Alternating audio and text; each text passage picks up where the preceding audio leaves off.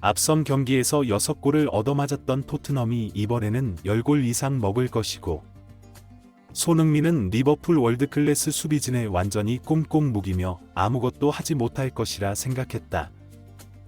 하지만 손흥민은 홀로 리버풀 수비진 전체를 상대하면서 밀어붙였고, 토트넘의 반쪽짜리 공격진을 진두지휘하는 모습은 가히 경이로울 지경이었다. 영국 축구계 전체가 예상하지 못한 충격적인 결과가 나왔습니다. 이 경기에 앞서 벌어졌던 프리미어 리그 17라운드에서 맞붙었던 리버풀에게 토트넘은 그 당시 치욕적인 6골을 헌납하면서 많은 토트넘 홈팬들로부터 쓰레기 경기력이라는 맹비난을 들었습니다. 그래서 영국 현지 축구계는 현재 리그 1위인 리버풀이 토트넘을 또다시 가지고 놀 것이라고 전망하면서 지는 것은 당연하고 몇 골이나 먹을지 그게 관건이라고 조롱하기까지 했습니다. 하지만 경기가 시작되자 이전 경기와는 완전히 다른 양상이 펼쳐졌고, 홀로 손흥민이 리버풀 수비 전체를 상대하는 미친 경기력을 보여주자 이 장면을 본 65.000여 관중은 난리가 났었는데요. 도대체 어떤 상황인지, 이날 경기에서 손흥민의 미친 대활약을 더 스포츠가 자세히 알아보겠습니다. 토트넘은 9일 오전 5시 영국 런던 토트넘 핫스퍼 스타디움에서 열린 리버풀과의 2024-25 카라바오 컵 4강 1차전 홈경기를 치렀습니다. 토트넘 현지 팬들은 카라바오 컵 4강 경기에 큰 기대감을 드러내면서 리버풀을 과연 이길 수 있을지 예측과 전망으로 분주한 모습입니다. 그도 그럴 것이, 앞선 프리미어 리그 17라운드 경기에서 리버풀과 토트넘이 홈에서 맞붙었지만 3대6이라는 역대급 스코어로 지면서 영국 현지 팬들을 충격으로 몰아넣었기 때문에 이번 경기에서 승부가 어떻게 날지 영국 현지 축구계의 관심이 폭발하는 상황인데요.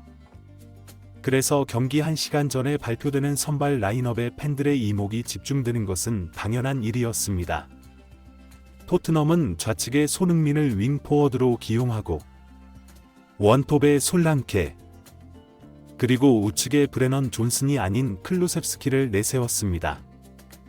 이 선발 라인업을 본 많은 축구 팬들은 존슨이 오른쪽에 안 나오니 이 경기는 이겼다 고 존슨을 조롱하면서도, 하지만 클루셉스키가 오른쪽 윙어로 나오면 느려 터져서 공을 끌다가 다 빼앗기는데 오른쪽에 교체할 선수가 없어 울며 겨자 먹기로 차악을 선택해야 하는 게 암담할 따름이다 라고 한숨을 쉬었습니다. 그러나 이런 팬들의 우려에 한 줄기 빛이 보이기 시작했는데요. 그것은 바로 교체 명단에 양민혁 선수의 이름이 올라 있어 많은 팬들의 두 눈을 의심케 했기 때문입니다.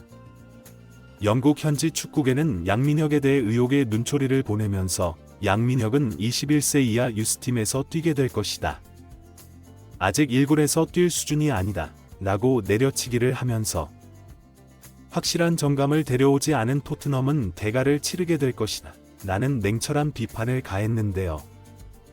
많은 축구 팬들은 양민혁이 오른쪽에 교체로 나오고 손흥민이 왼쪽에서 뛰는 모습을 상상만 해도 정말 가슴이 벅차오른다고 말하면서 이 경기에서 양민혁의 데뷔전을 꼭 보고 싶다라는 기대감을 드러내기 시작했습니다. 이날 선발 라인업에서 눈에 띄는 또 다른 명단은 바로 골키퍼 킨스키의 데뷔라는 것이었는데요.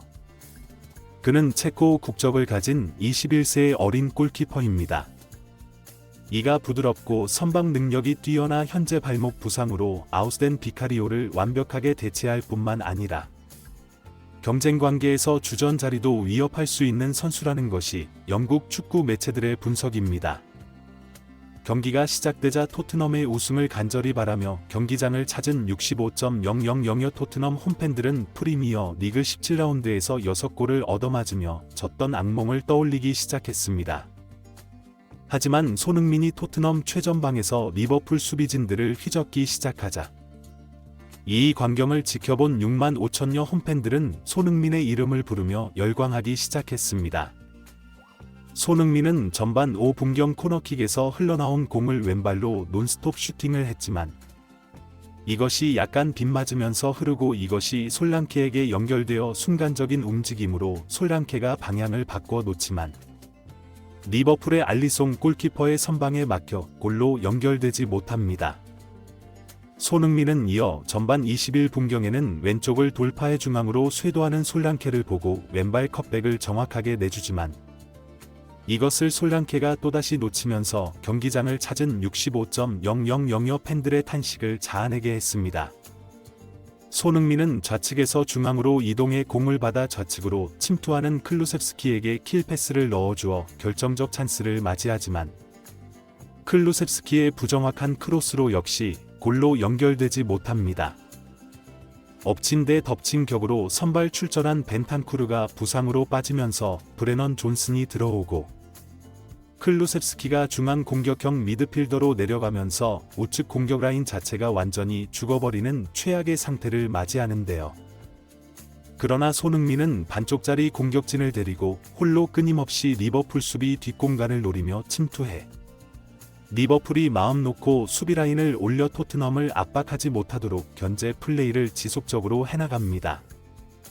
이 장면을 본 일부 팬들은 손흥민이 이번 시즌 골이나 어시스트가 없다고 폼이 죽었다는 사람들은 경기를 안 보는 것 같고 말하면서 혼자 리버풀 수비 뒷공간을 저런 식으로 침투하면서 리버풀 수비 라인 전체를 혼자 끌어내리는데 손흥민이 저 플레이를 하기 때문에 리버풀이 마음 놓고 수비 라인을 끌어올려서 토트넘을 타격하지 못하는 것이다 라고 말하면서 축구를 못 들은 저 플레이가 가진 의미를 모른다고 조롱했습니다. 리버풀은 손흥민의 이런 플레이를 저지할 방법이 없어 계속 고전하다가 결국 후반 60분경 손흥민이 결정적인 역습 찬스를 맞이하자 뒤에서 비겁하게 태클해 손흥민을 그라운드에 눕혀버리는데요. 손흥민은 이 태클의 여파로 다리를 절뚝이면서 제대로 뛰지 못하고 결국 71분경 처참한 결정력을 보여주는 베르너와 교체당하게 됩니다. 손흥민은 이날 70분 활약을 하며 어시스트 기대값을 0.7을 기록했는데 이것은 이날 경기에서 기대 어시스트 2위인 코디 각포의 0.2에 무려 3배가 넘는 맹활약이었다는 것이 전문가들의 분석이었습니다. 일부 팬들은 0.7 정도면 결정력이 좋은 공격수가 하나 있다면 2골이나 최대 3골도 터질 수 있는 수치인데 너무 처참하다고 말하면서 손흥민이 빠지면 이제 누가 골을 넣을 수 있느냐. 우승은 물 건너가는 듯하다고 탄식을 했습니다.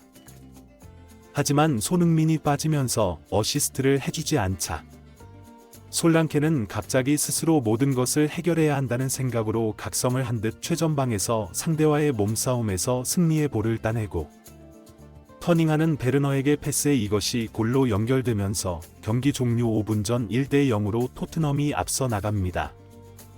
이 장면을 본 일부 팬들은 1천억 공격수 카도가 봐도 이날 경기에서 베르너가 훨씬 잘하는 것 같고 박수를 치면서 어린 선수들을 주장 손흥민이 잘 케어하더니 이런 성과를 결국 만들어낸 라는 극찬을 아끼지 않았습니다. 토트넘은 경기 종료 5분 전 터진 결승골을 잘 지켜 리버풀을 1대0으로 이겼고 2차전에서 무승부만 거두더라도 결승전에 진출할 수 있는 유리한 고지를 점해 많은 토트넘 팬들의 우승을 향한 꿈의 불을 지피기 시작했습니다. 구독, 좋아요, 좋은 댓글은 불타는 제작 열정을 더욱 불타오르게 합니다. 이상 더 스포츠였습니다.